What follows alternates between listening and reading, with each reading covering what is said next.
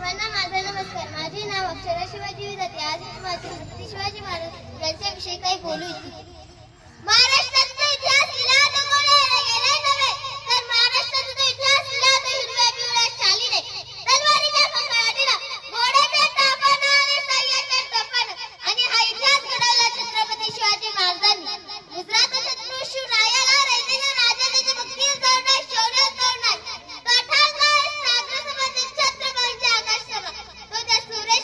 मराठी मानेचा रक्त तापमान, काळी जाळे सह्याद्री जल शंभूचा अपमान, काळी जाळे सह्याद्री जल शंभूचा अपमान, महाराष्ट्राच्या देवाऱ्यात पहिलंच असतात असे नेमरावून असतात पुरंदर, क्षत्रिय गुलाम सिंहासनाधीश्वर, राजाधिराज, योगीराज, श्रीमंत योगी, श्री श्री श्री शिवछत्रपती शिवाजी महाराज की जय. बंदुकीचे सरोवर अंत्यचे दाखव. हो, बंदुकीचे सरोवर अंत्यचे दाखव.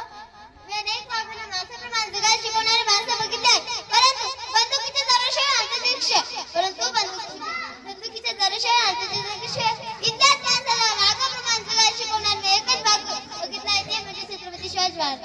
आज आपण ज्या महाराष्ट्रात राहत आहोत की महाराष्ट्र म्हणजे काय? महाराष्ट्र म्हणजे शिवरायांच्या विजयाचा, जिजाऊच्या संस्काराचा आणि शंभूच्या पराक्रमाचा साक्षीदार म्हणजे हा माझा महाराष्ट्र. पैसे तरी शेतकऱ्यांचा, दीनदलितांचा, अनेक शिपाई पुत्रांच्या बलिदानाचा, आणि दिल्लीचे दक्कले गाव पुनर्जीवन भारत मावळ्याचा हा महाराष्ट्र, भारत मावळ्याचा हा महाराष्ट्र.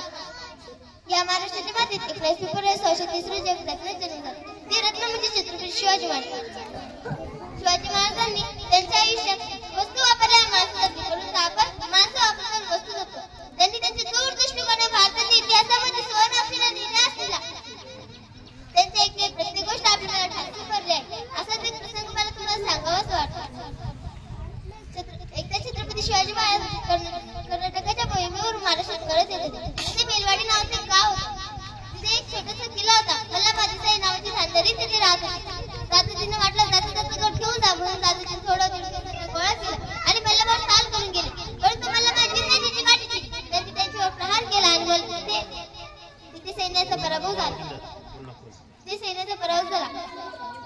दादाजींना वाटलं एका बाईच्या हाती सैन्याचा पराभव होणे शक्य नाही, म्हणून दादाजी थोडं सैन्य आतून गोळा केलं आणि मल्हारबाद चाल केली. मात्र मल्हारबाद यावेळेस पराभव झाली. दादाजींनी ठरवलं मल्हारबाद कैद करायचं आणि छत्रपती शिवाजी महाराजांच्या समोर उभं करायचं.